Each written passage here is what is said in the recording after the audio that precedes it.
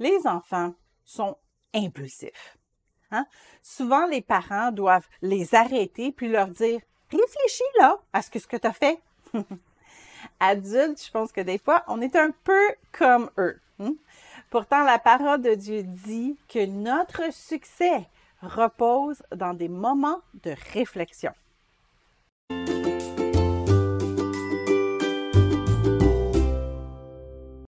Le bonheur se trouve dans nos moments de réflexion, surtout lorsque ces moments sont accompagnés d'une bonne discussion avec Dieu. C'est ça que la Bible dit. Celui qui réfléchit sur les choses trouve le bonheur, et celui qui se confie en l'Éternel est heureux. Proverbe 16:20. C'est vrai qu'on n'utilise pas souvent le terme « méditer » quand on fait la description de nos activités quotidiennes. D'ailleurs, pour certains, l'idée de méditation, c'est comme un concept un peu ésotérique, presque nouvel âge. Pourtant, c'est fréquemment mentionné dans la Bible de prendre le temps de méditer la parole. Alors, qu'est-ce que ça veut vraiment dire, méditer? Bien, méditer, c'est de s'arrêter et de réfléchir en vue d'agir.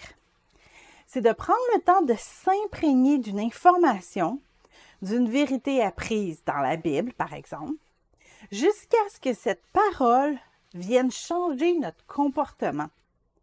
Lire la Bible, là, ça ne va pas nous changer.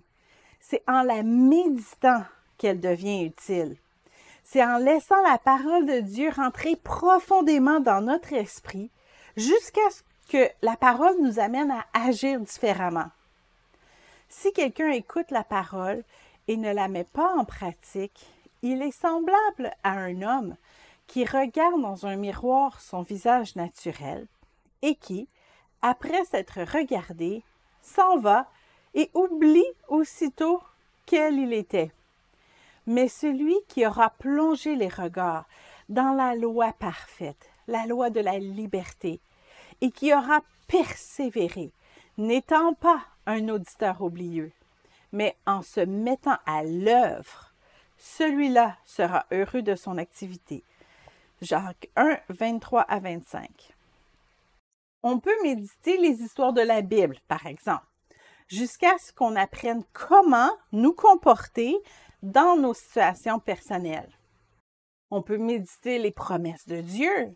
Ça va nous aider à placer notre espérance en lui au lieu de s'épuiser à essayer de produire un résultat par nous-mêmes. On peut aussi prendre le temps de se rappeler de nos erreurs passées pour ne pas les répéter, ou se rappeler des leçons qu'on a apprises encore dans le passé pour s'assurer qu'on marche toujours dans la bonne direction. Pour accomplir un projet, on peut suivre les étapes machinalement, comme on l'a toujours fait. Ou on peut arrêter et prendre un temps pour réfléchir avec Dieu pour savoir comment on devrait s'y prendre. On ne devrait pas attendre d'être épuisé ou d'être blessé pour nous demander qu'est-ce qu'on aurait dû faire. De là l'importance que quand on prend notre temps de dévotion avec Dieu puis qu'on prend un temps de prière, c'est bon d'amener avec nous notre liste de tâches quotidiennes. On lui présente c'est quoi les objectifs de notre journée, puis on le laisse lui la possibilité de nous dire comment y arriver. Et peut-être qu'il va aussi changer nos objectifs de la journée. On a accès à la sagesse millénaire de celui qui a créé notre monde. On serait fou de s'en passer.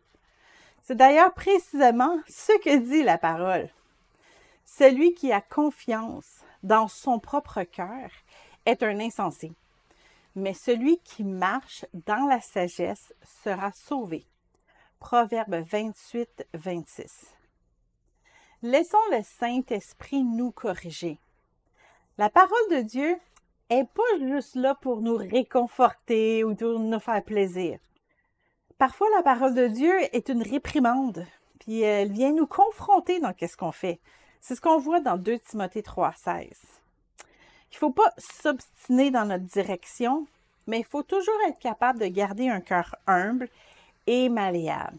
Et célibataire, on n'a pas un partenaire pour pointer nos erreurs et nos défauts, hein, quand on est toute seule. C'est donc encore plus nécessaire quand on est célibataire d'avoir une oreille attentive au Saint-Esprit pour qu'il vienne nous transformer à l'image de Christ. Et si on devient confortable à l'idée de réfléchir sur notre comportement, puis qu'on est une personne qui est prête à changer quand il le faut, bien, c'est sûr que nos relations futures vont être beaucoup plus saines, beaucoup plus simples, parce qu'on va avoir appris à écouter et avoir appris à nous améliorer.